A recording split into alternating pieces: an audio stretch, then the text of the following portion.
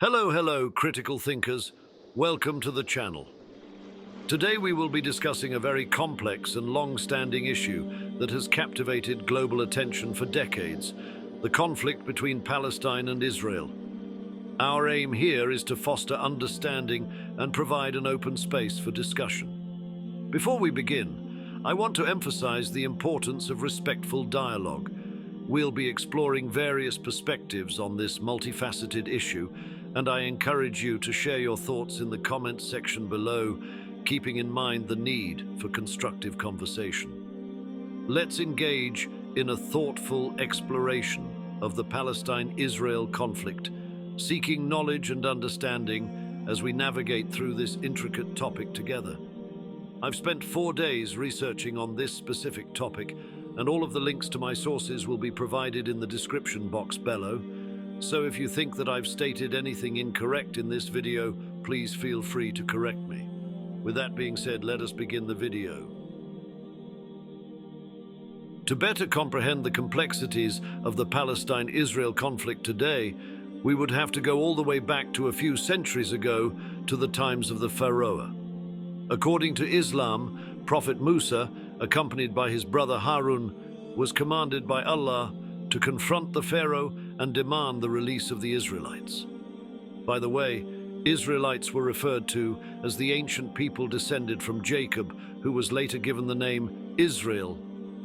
When the Pharaoh refused to release the Israelites, a series of plagues befell Egypt as a sign of Allah's power.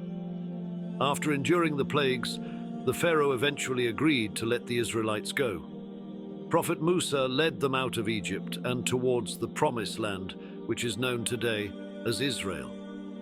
According to the Hebrew Bible, here the Israelites practiced a religion called Judaism, which was founded by Abraham. Ancient Israelites are known today as Jews, with a population of over 15 million. Over the years, the Kingdom of Israelite was continuously conquered and taken over by various groups such as Persians, Greeks, Romans, Arabs, Ottomans, Babylonians, Assyrians, and others.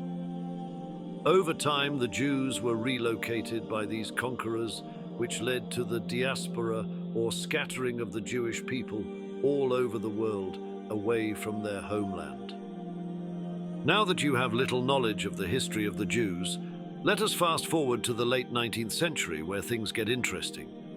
At this time period, a significant movement called Zionism began. Picture a time when the world was changing, with new ideas and ambitions swirling around. In the midst of this, a person named Theodor Herzl came forward with a powerful idea: a homeland for Jewish people. Herzl, a journalist and playwright, was deeply affected by anti-Semitism, especially witnessing an unjust incident in France. In 1896, he wrote a crucial book, The Jewish State, expressing the need for a safe place where Jews could govern themselves without facing persecution. The idea gained traction, and in 1897, the first Zionist Congress happened in Switzerland. Here, Herzl became the president of the newly formed Zionist organization. The goal was to find a solution to the Jewish question and offer a refuge from anti-Semitism.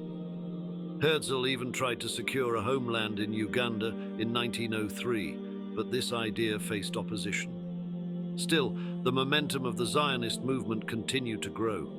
It wasn't just a European thing. Jewish communities in the United States also supported the idea of a homeland.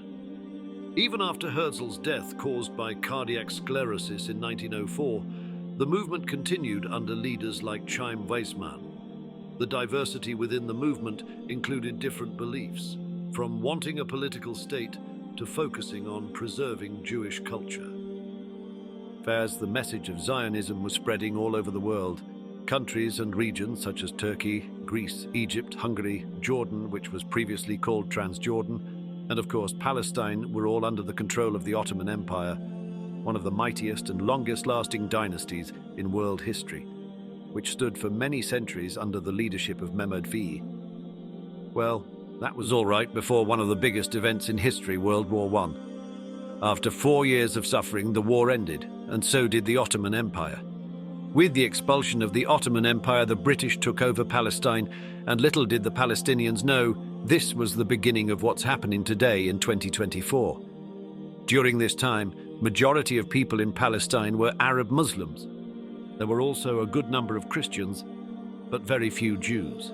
In 1917, during the war, the Balfour Declaration was established by the British to express support for the establishment of a national home for the Jewish people in Palestine.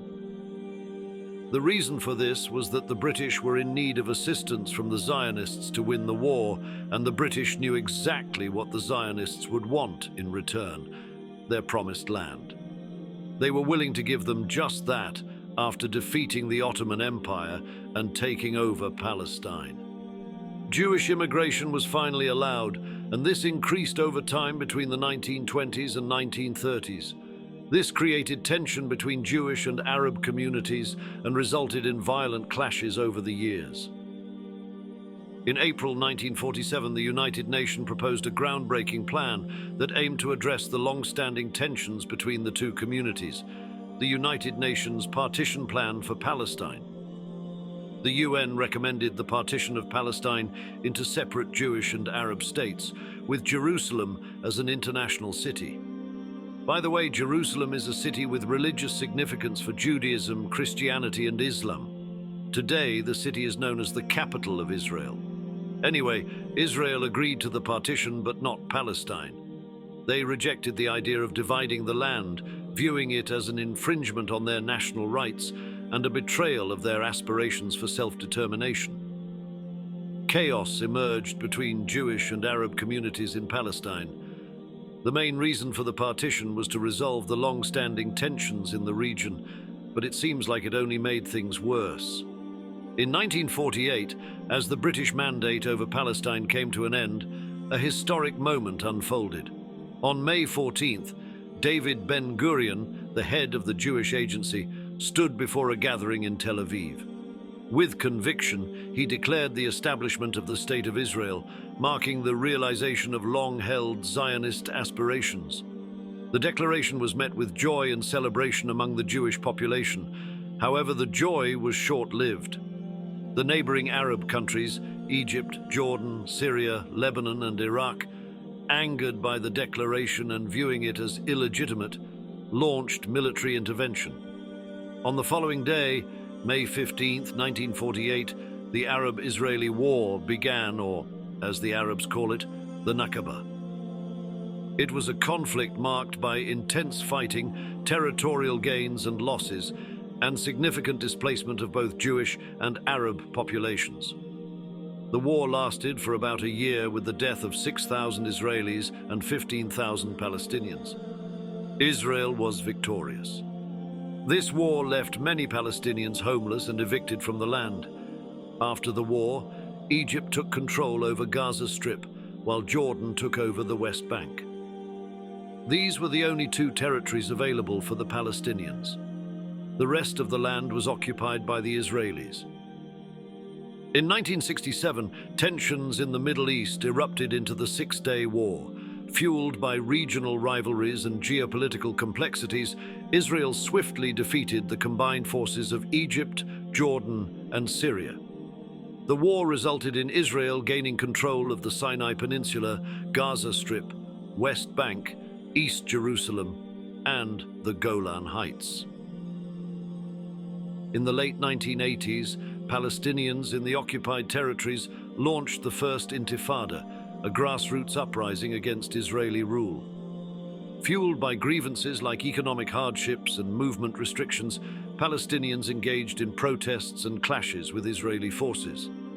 This uprising, marked by stone-throwing and civil disobedience, drew international attention. The First Intifada set the stage for diplomatic efforts and, in 1993, led to the Oslo Accords, which aimed to establish a framework for peace negotiations, leading to the creation of the Palestinian Authority and partial Israeli withdrawals from parts of the West Bank and Gaza.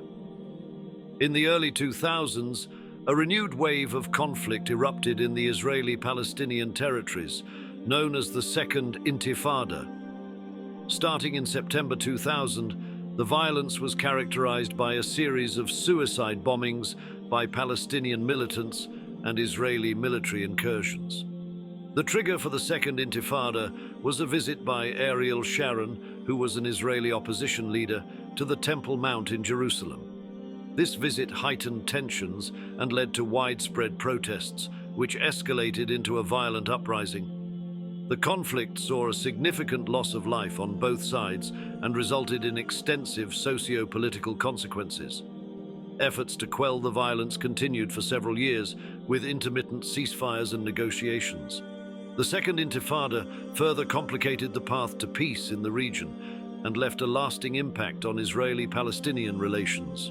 The two intifadas resulted to the death of 1,400 Israelis and more than 5,000 Palestinians. Israel unilaterally withdrew from the Gaza Strip in 2005, dismantling settlements. However, tensions persisted. 2 years later, in the Gaza Strip, the militant group Hamas gained control after winning parliamentary elections.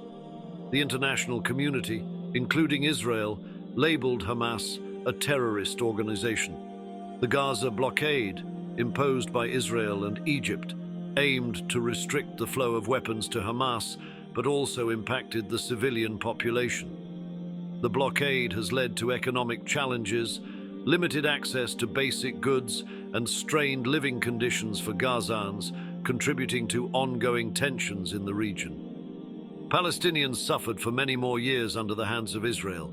Continuous loss of families, Palestinian villagers being kicked out of their homes and having nowhere to go. All this went on for so long until the people have had enough. Or should I say, until Hamas have had enough.